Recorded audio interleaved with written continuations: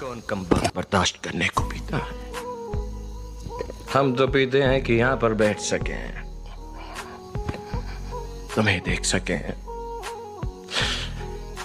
तुम्हें बर्दाश्त कर सके, बेहोश हो सके, पारों को भुला सके। लेकिन चंद्रमुखी एक पारों की याद है जो हमें होश भी नहीं खोने देती।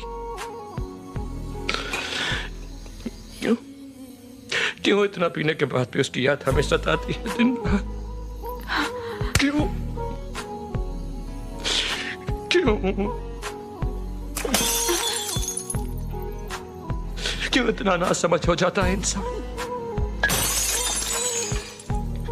क्यों गलती कर बैठता? क्यों एक छोटी सी गलती की इतनी बड़ी सजा मिलती है?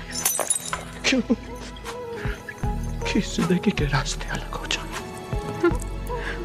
एक चला जाए शादी के रास्ते पर